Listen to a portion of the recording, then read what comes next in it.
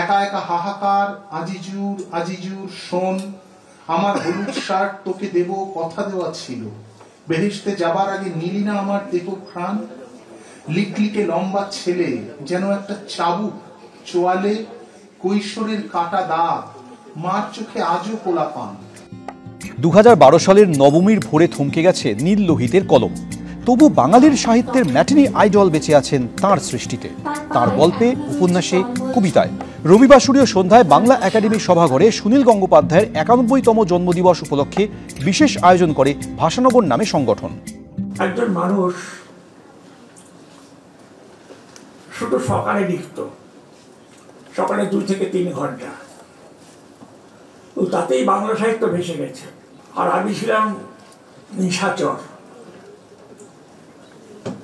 রাত জেগে লিখতাম। তো সুনীল আমাকে মাঝে ঠাট্টা করে বলতো যে আমি 2 ঘন্টায় যা লিখি, আপনি রাত জেগে তো তা লিখতে পারেন না। আমি বললাম না, পারি না। একটা কম্পিটিশন ছিল আমাদের মধ্যে।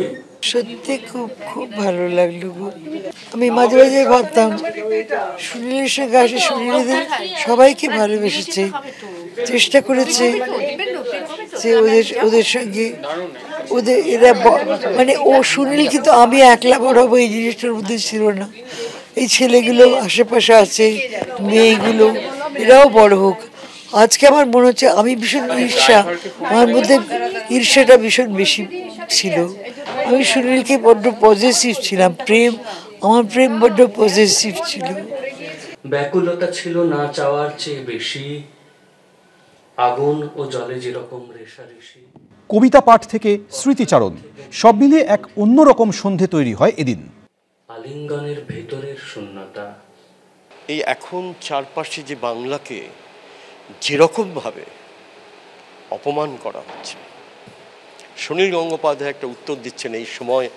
এই সময়ের কাছে এসে দাঁড়াচ্ছেন উনি।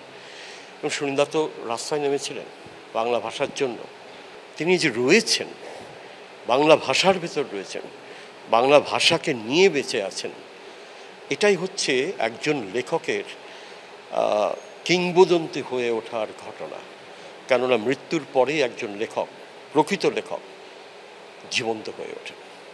আমার অভিজ্ঞতা আজকের দিনে মন খারাপ তো হয়ই, কেননা সুনীলদার জন্মদিনে আমরা যতদিন ওকে পেয়েছি ওকে ঘিরে থাকতাম, ওর বাড়িতে আড্ডা হতো, খাওয়া দাওয়া হতো, কবিতা পড়া হতো, ওকে ঘিরেই সকাল থেকে রাতটা আমাদের কাটতো। এটা আমাদের পুজো পার্বণের মতো ছিল, এখনও আছে।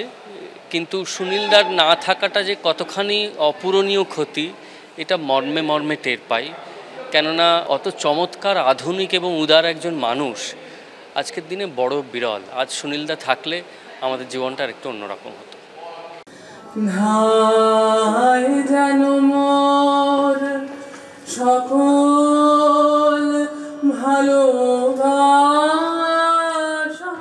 সুনীল গঙ্গোপাধ্যায়ের প্রথম প্রেম ছিল কবিতা।